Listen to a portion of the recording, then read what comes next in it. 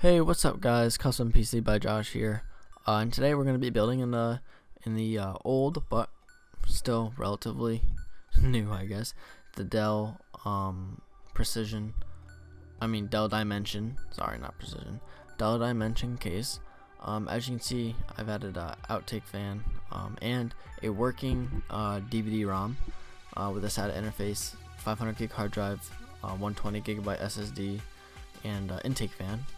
And we're gonna go with RYZEN today. So we got ASRock B450 motherboard, 16 gigabytes of the Vulcan Z RAM, and the new, well, not new, but refresh version of the Ryzen 5 1600. It's a 1600 AF.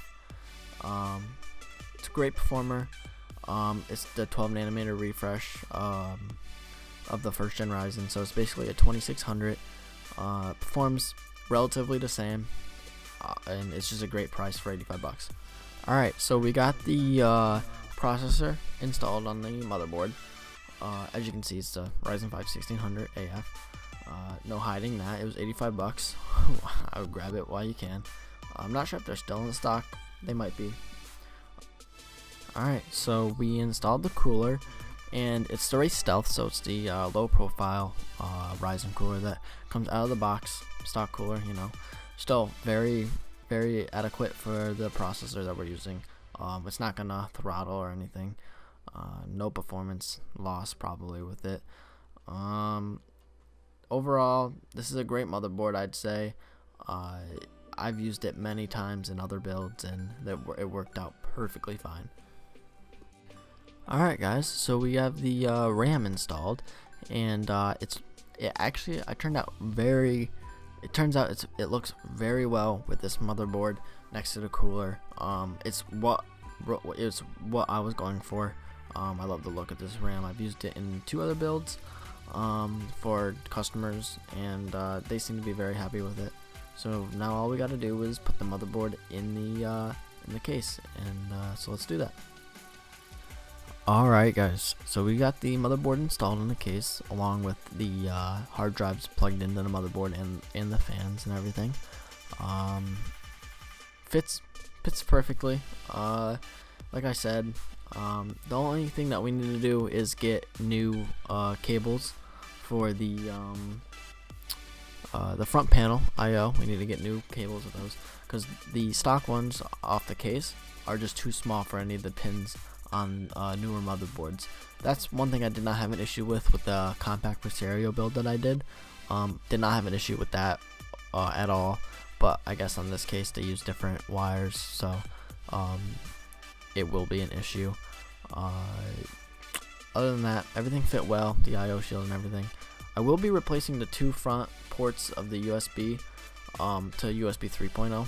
I've ordered those. I need to wait for it to come in since the COVID-19 is happening and everything's getting delayed, which really sucks for PC building. And we got to get the power supply installed.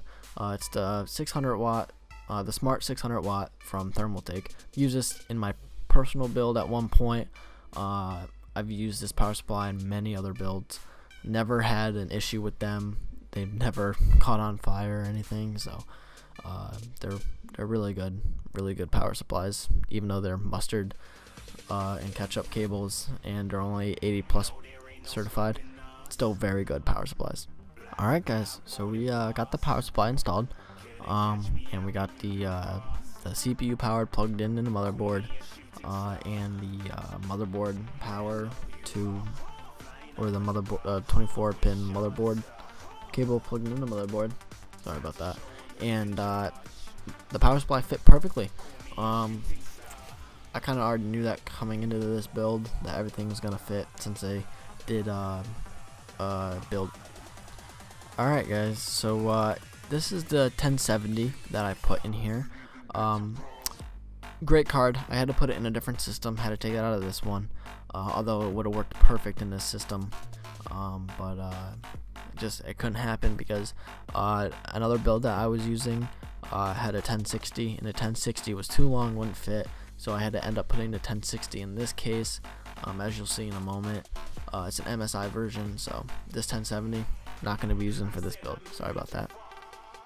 Alright guys, so we got the USB 3 and I got it all mounted into the case. Perfectly fine. Used a little bit of hot glue, and it's able to stay. I did the same thing with the compact Presario build. Used some hot glue to keep everything intact, and a screw. Basically, I've used this USB 3 from the same company. They work perfectly fine, plugged in and everything. I've never had any data loss from them or have inputs cut in and out. So they worked pretty good. So this is the 1060 6 gig that I had to swap in this system. It actually fits relatively nice. I've used the same size card, except it was a 1070 in the compact Presario build, and it fit perfect. Alright guys, so as you can see, we're here dremeling out the side panel. Same concept as what I did in the compact Presario build. Now that I've learned, it's the same exact side panel door, side panel door, I guess you can call that. But it's the same exact one that the compact Presario had, I learned a few more mistakes doing that, and it's not to cut too close to the edges, or else you will have interference with the graphics card plug, the power, and the tabs that lock the panel in place. As you can see, I could have went a little farther on all four sides, but I decided not to, just to be safe on this side panel, because I am reselling this one after all, like I do with all my other builds, and it turned out perfectly fine. Next, you can see me dremeling out the acrylic, or not the acrylic, it's the plexiglass, and we ended up hot gluing it in like you would on any other case mod like this. You want to use hot glue. It's non-conductive when it dries, or when it cools off and hardens up and actually sticks, unlike super glue. Some super glue is conductive, some isn't, but mostly hot glue is not conductive, so I like using hot glue a lot more, and it gives you more a better product at the end. You could use double-sided tape, but you always have the chance of that unsticking eventually and falling out. So that's just what I recommend you do if you're doing one of these side panel mods for yourself. Alright guys, as you can see, we got the side panel hot glued in, like I said. Everything seems to be working just fine with this. It looks very good. It's exactly what I wanted for this case mod. The side panel looks great with the RGB strip. Now, going back to what I said about the power buttons and everything and not fitting, I was able to get those $5 on Amazon for this kit.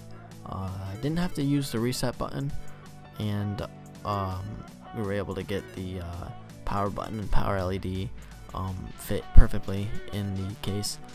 Overall, great result. Thank you guys for watching. I'll see you guys next time.